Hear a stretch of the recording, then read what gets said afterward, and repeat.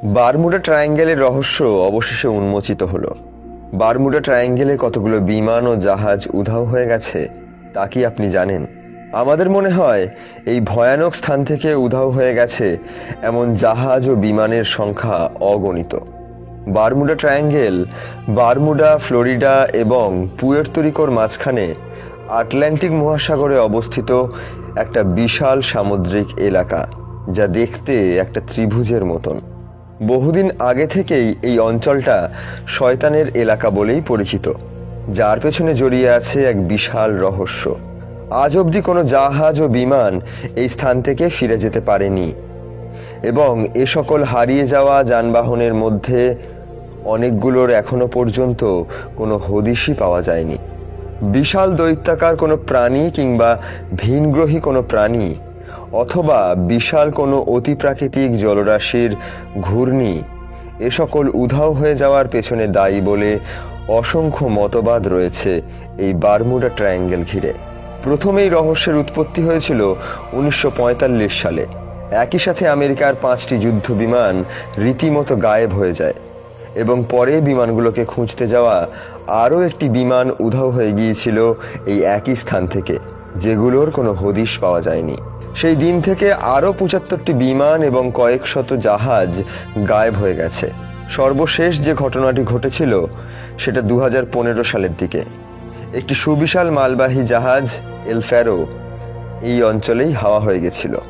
এল Faroe নামের জাহাজটি Florida থেকে পুয়ের্তো রিকোতে যাচ্ছিল। রাডার থেকে 2015 সালের 1 অক্টোবরে একটা হারিয়ে যায়, এবং এটা সমুদ্রের তলদেশে দোমড়ানো মোচড়ানো অবস্থায় একই মাসের 31 তারিখ পাওয়া যায়। 2005 সালেও একটা বিশাল ঘটনা ঘটেছিল, যখন কিনা প্রথম পাইপার পিএ বিমান পাইলট এবং 2জন আরোহী সহ বারমুডা ট্রায়াঙ্গেলে চিরতরে হারিয়ে যায়।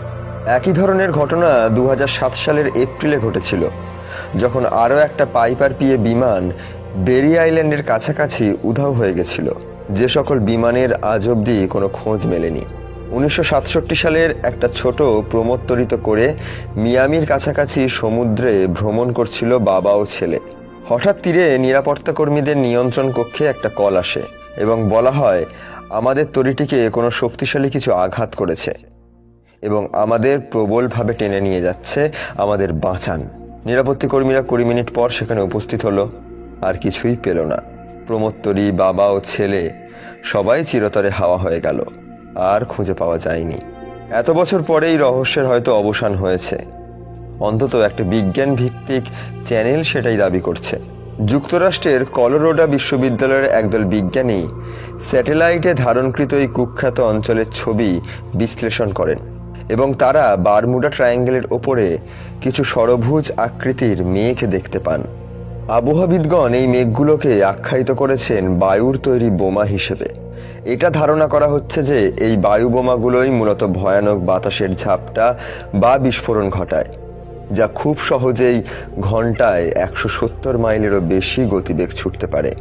এর ফলে বারমুডা ট্রায়াঙ্গেলে শক্তিশালী হ্যারিকেন তৈরি হয়, যা অতি শক্তিশালী ঝড় তো তৈরি করেই, পাশাপাশি 45 ফিটেরও বেশি উচ্চতা সম্পন্ন সামুদ্রিক ঢেউ উৎপন্ন করে।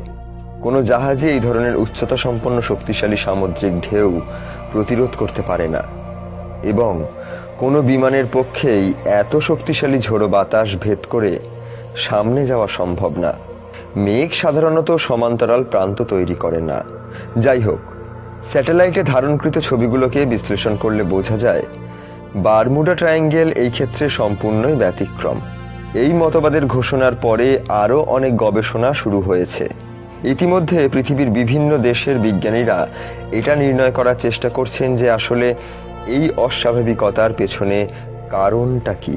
আপনিও কি বারমুডা সম্পর্কে কোনো চমৎকার তথ্য জানেন? তাহলে কমেন্ট বক্সে জানাতে ভুলবেন না।